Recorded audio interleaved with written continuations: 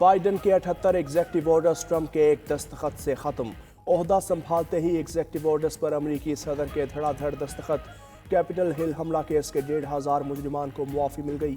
Paris ماحولیاتی معاہدے اور عالمی ادارہ صحت سے علیحدگی کے حکم بھی جاری۔ سینسرشپ کے خاتمے اور فیڈرل ملازمین کی بھرتیاں منجمد کرنے کے آرڈرز پر دستخط۔ ٹرمپ نے فیڈرل ملازمین کے لیے گھر سے کام کرنے کی سہولت ختم کر دی۔ بارڈرز اور تارکین وطن کے داخلے سے متعلق صدارتی حکم نامہ جاری۔ جنوبی سرحد پر نیشنل ایمرجنسی نافذ۔ کارٹلز کو دہشت گرد تنظیم قرار دے دیا۔ امریکی خاندانوں کو قیمتوں میں ایمرجنسی ریلیف دینے کے آرڈر پر بھی دستخط۔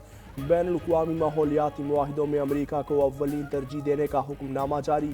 75 دن تک ٹک ٹاک کے خلاف کوئی کارروائی نہ کرنے کا حکم۔ سیاسی مخالفین کے خلاف وفاقی حکومت کو مسلح کرنے کی پالیسی منسوخ۔ مصنوعی ذہانت پالیسی سے متعلق بائیڈن کا ایگزیکٹو آرڈر بھی ختم۔ اوول آفس میں ایگزیکٹو آرڈرز پر دستخط سے قبل کیپٹل ایرینا میں چند حکم نامے جاری کیے۔ ٹرمپ نے ایگزیکٹو آرڈرز پر دستخط کے بعد پین عوام میں اچھال دیے۔ ڈونلڈ ٹرمپ نے دوسری بار امریکی صدر کا عہدہ سنبھال لیا۔ 47ویں صدر کی حیثیت سے حلف سپریم کورٹ کے چیف جسٹس جان رابرٹس نے لیا۔ اہلیہ میلانیا ٹرمپ اور فیملی ارکان بھی ساتھ موجود رہے۔ حلف اٹھانے کے بعد ٹرمپ نے چیف جسٹس اور سابق صدر بائیڈن سے مصافحہ کیا۔ ٹرمپ سے پہلے نائب صدر جے ڈی وینس نے عہدے کا حلف اٹھایا۔ حلف اٹھاتے ہی صدر کو توپوں کی سلامی دی گئی۔ تقریب میں جو بائیڈن، براک اوباما سمیت سابق صدور اور عالمی رہنماؤں کی شرکت۔ ایلون مسک، جیف بیزوس اور مارک زکربرگ بھی تقریب میں شرکت کی۔ وزیر داخلہ محسن نقوی نے پاکستان کی نمائندگی کی۔ حلف برداری کی تقریب کے بعد مہمانوں کی پرتکلف کھانے سے تواسیہ۔ پہلے دن بہت سے ایگزیکٹو آرڈرز پر دستخط کرنا امریت نہیں۔ حلف برداری کے بعد کیپٹل ون ایرینا میں خطاب۔ کہا بائیڈن دور میں آف شور ڈرلنگ پر عائد پابندی کو ختم کریں گے۔ مہنگائی کو شکست دینے کے لیے ہر ممکن اقدامات کریں گے۔ ویٹرز کی ٹپس پر اب کوئی ٹیکس نہیں ہوگا۔ سول ملازمین کی تعداد کم کریں گے۔ ہمارے لیے سب سے پہلے امریکہ ہوگا۔ پاناما کینال واپس لیں گے۔ وینزویلا سے تیل خریدنا چھوڑ رہے ہیں۔ روسی صدر پیوٹن سے ملاقات کروں گا، لیکن یہ کب ہوگی نہیں جانتا۔ محکمہ انصاف کے امیگریشن آفس کو سینئر قیادت کو ہٹا دیا۔ بائیڈن کی جانب سے اپنے خاندان کے افراد کو معافی دینے پر حیرانی ہے۔ حکام کو معافی کا ریکارڈ اکٹھا کرنے کی ہدایت۔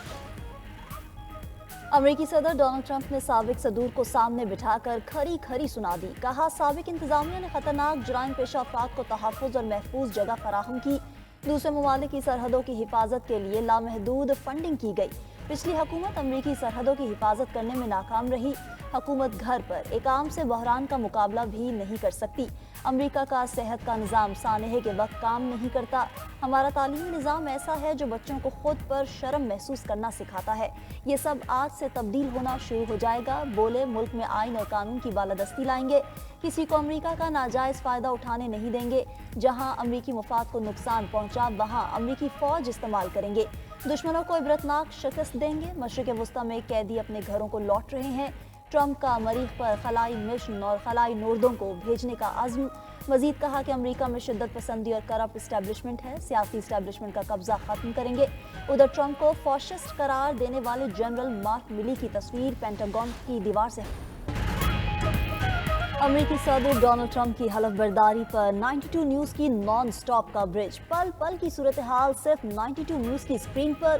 نامور تجزیہ کاروں کے بلاک تبصرے سب سے بڑی ٹرانسمیشن کا حصہ۔ ریپبلکن رہنما ساجد تارڑ نے کہا کہ ٹرمپ کے خطاب سے واضح ہو گیا کہ مضبوط امریکہ ٹرمپ کی ترجیح ہے۔ عوام سے کیے وعدوں پر کوئی سمجھوتا نہیں ہوگا۔ لا اینڈ آرڈر پر بڑی تبدیلیاں آنے والی ہیں۔ 50,000 لوگ فارغ ہو سکتے ہیں۔ عالمی سطح پر بھی ٹرمپ نے ہمیشہ کنارہ کشی کی پالیسی اپنائی۔ ڈیموکریٹک رہنما آغا محمد صالح کہتے ہیں کہ ٹرمپ کے اقتدار سنبھالنے کے بعد عالمی سطح پر تعلقات میں تبدیلی نہیں آئے گی۔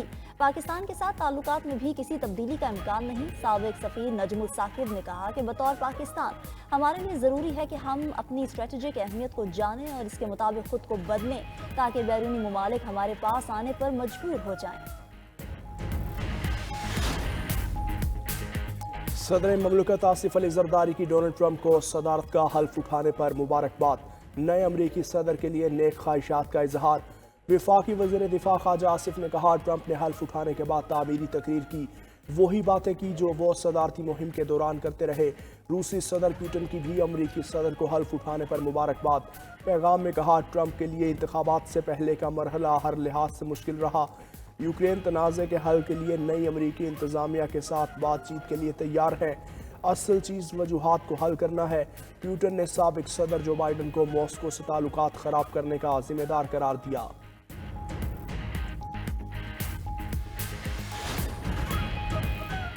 वज़ीर-ए-आज़म शहबाज शरीफ से स्पीकर कौमी असम्बली अयाज सादिक की मुलाकात। मुल्की सियासी सूरत हाल और पार्लिमानी अमूर पर गुफ्तगू। स्पीकर ने हुकूमत PTI मुज़ाकरात से मुतल्लिक़ आगाह किया। ज़राए के मुताबिक मुज़ाकराती अमल को आगे बढ़ाने के लिए तजावीज़ भी दी। वज़ीर-ए-आज़म शहबाज शरीफ का 8 फरवरी को यौम तामीर व तरक्की मनाने का ऐलान। वफाकी वज़ीर इत्तलात अता तारड़ ने बता दिया, 8 फरवरी को मुल्क में तामीर व तरक्की के दौर का आगाज़ हुआ था। आज मईशत के हवाले से अच्छी खबरें आ रही हैं। महंगाई कम हो रही है, मैदानों की रौनकें बहाल हो रही हैं। सियासत हो या खेल के मैदान, हर जगह तल्खियां कम होनी चाहिए।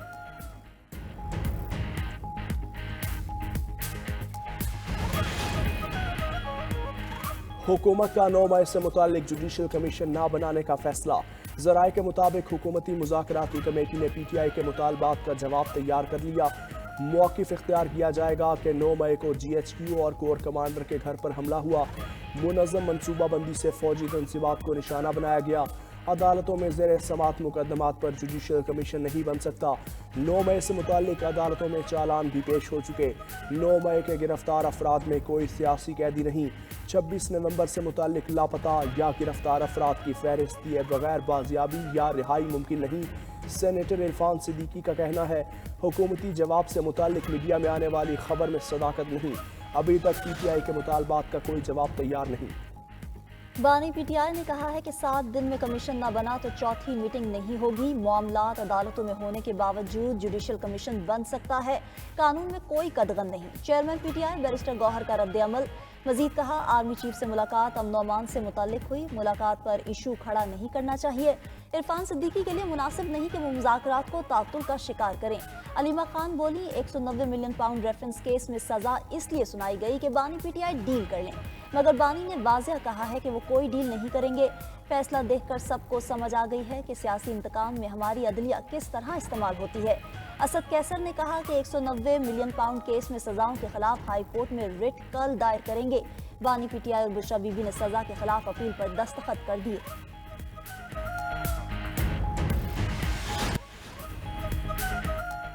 हम 9 मई वाले नहीं, 28 मई वाले हैं। हम मुल्क के रखवाले हैं। पाकिस्तान हमारी रेड लाइन है। वज़ीर आला पंजाब मरीम नवाज का डेरा गाजी खान में स्कॉलरशिप प्रोग्राम की तकरीब से खिताब। बोली, मुखालिफिन अवाम से उनकी मोहब्बत को नाटक और ड्रामा कहते हैं। इनको पता ही नहीं सच्ची मोहब्बतें क्या होती हैं। जब 4 साल कोई काम ना किया हो तो फिर इल्ज़ामात ही लगाते हैं। जो बच्चे इनके वरगलाने पर आ गए आज वो जेलों में हैं। मुझे बेहद तकलीफ है कि बच्चों को भुगतना पड़ रहा है। वज़ीर आला पंजाब तलबा में घुल मिल गई, सेल्फियाँ बनवाईं। वज़ीर आला KP अलीमीन गंडापुर का मरीम नवाज पर तंज। कहा, पंजाब में मुतालिया पाकिस्तान की किताब का टाइटल मरीम नवाज की तस्वीर होनी चाहिए और किताब का नाम हो मेकअप पाकिस्तान।